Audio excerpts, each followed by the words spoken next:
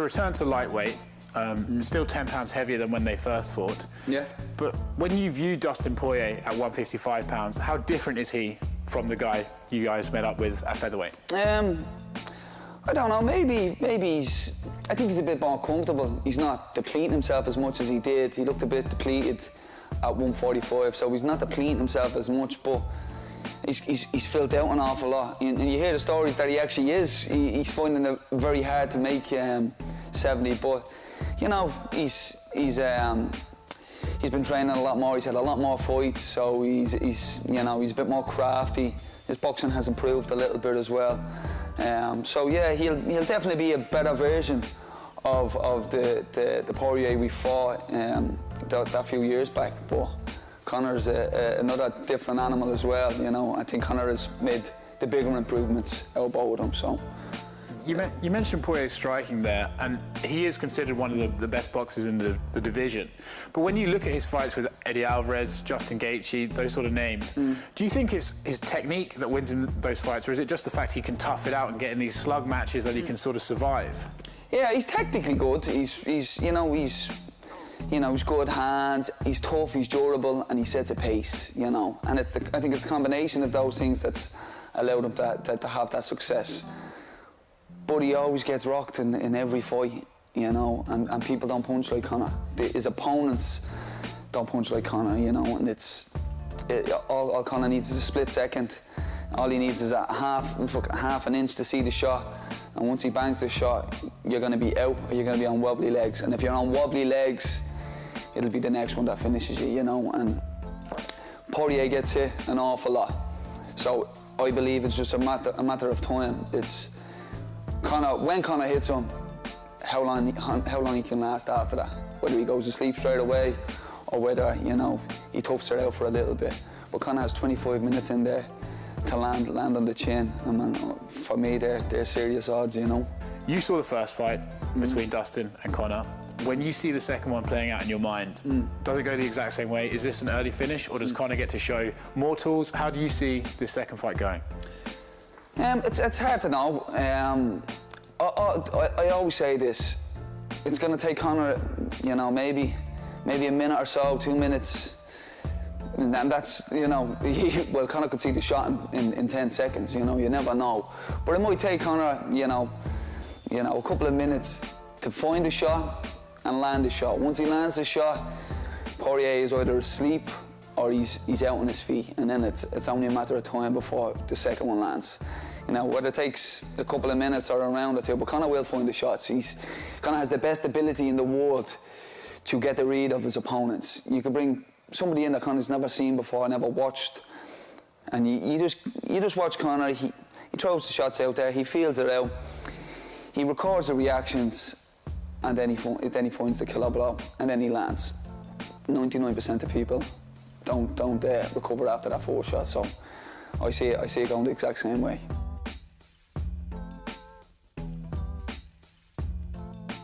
So Conor McGregor grappling, underrated or what? So I think his grappling is good, and I heard from a friend of mine, Joe Carneiro, that he went to Atlanta a couple times and he grapples a lot and he trains, and he's good. He's not, people think he's very bad, you know, but I think he's very good. If people don't remember, he swept Nate Diaz on the first fight. Nate Diaz took him down in the beginning, then he was able to sweep him, invert the position, get on top. And I remember a couple other things too. I remember he escaped from the guillotine from Chad Mendes when they first fought.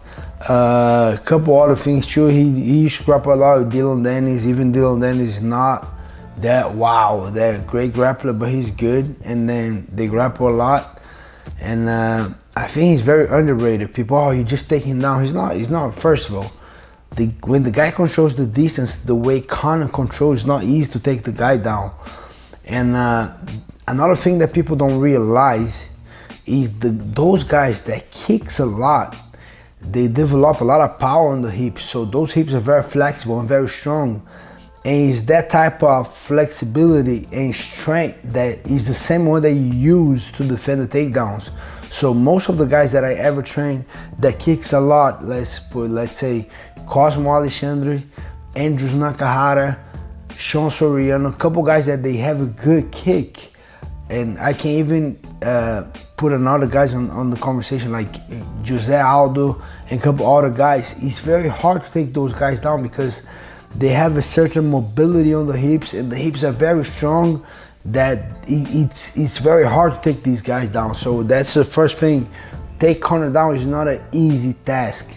And secondly, I think the only guy that kind of smashed him, that ground upon him, do whatever he wants, was Khabib. And was even, I think, after the second round or something like that. On the first round, he didn't do too much. So, point is, Conor Jiu-Jitsu is not bad. People kind of underestimate that, but he has a good grappling the way I see. For sure, he's not a grappler. He's not his natural thing, but for sure he put a lot of focus on that. And it's going to be an intriguing matchup when we see Conor against Poirier 2.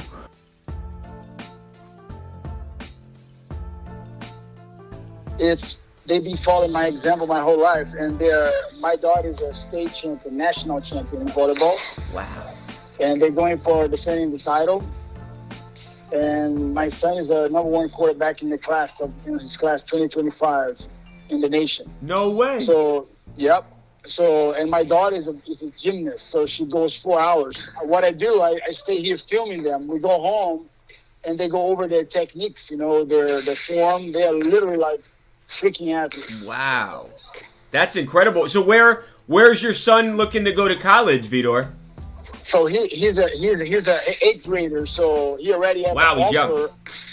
He's already have an offer of Arizona State, and he's a class 2025. So next year he goes to high school. So we have a lot of high schools wanting him here. So right. He's kind of committed with St. Thomas, but I want him to go to a place that he can start or at least compete for the job. And I want him to a place that is 60-40 maximum, or 60% passing the ball, 40% running the ball.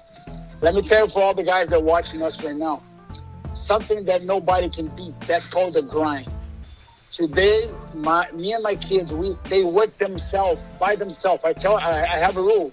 So I don't wake you up. If you're not awake, if you're not ready, on the time I go to the gym, you're not coming. So we wake up every day, 4:45 a.m. They go train. First training is 6 a.m. class on the fitness that I designed. It's a boutique fitness franchise called Belfer Fitness Lifestyle.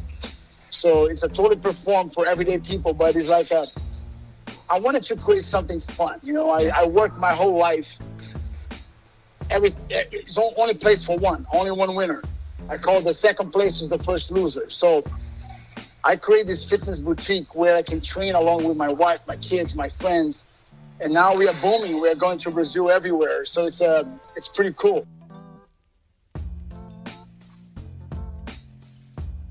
In a perfect world, when would you like to get back in there and compete? Is there a certain time frame that you have in mind for 2021? Yeah, I was thinking February. I need to take some time mentally for myself. I kind of feel like I jumped back in it so quick after everything. I hadn't had a whole, I really hadn't even breathed properly, to be honest. And then I just need to, I heard Anthony say something, he talked to somebody. I think that's going to be key for me as well. I haven't really talked to somebody, I think those things are important. I think mental health is huge, and I've realized that more over this last year than anything, or at any point in my life, how important mental health is. So I think I'm gonna take a little bit of time, the next couple of weeks to focus on that, and then probably February, March maybe, kind of see where I am, and then go from there. Do you feel like you've been able to grieve appropriately at this point? I mean, like you said, you jumped right back into this thing, and you felt like maybe it would take your mind off of everything. And I can't even imagine what you've gone through. But do you feel like you've been able to process that and grieve to this point? I mean, in spurts, man, it's weird because, like you said, I've been trying to stay busy to take my mind off of it. and it's worked to a certain degree, but then there's that day where it hits you and I just break down. You know what I mean? And so I think that no, I haven't fully grieved how I need to. You know, I think I need to sit down and really, really assess, you know, the mental side of it, which I'm about to start working with some sports psychologists. And, you know, I have a therapist. I'm not seeing it as regular as I should, but, you know, that part of it I think is key for me. You know what I mean? I think I need to really take that into consideration and then get back into it because, like you said, I've been trying to stay busy, you know, just to keep my mind, you know, from just going to that super, super dark place. But you know, we'll get all that figured out, and I'll be back stronger than ever for sure.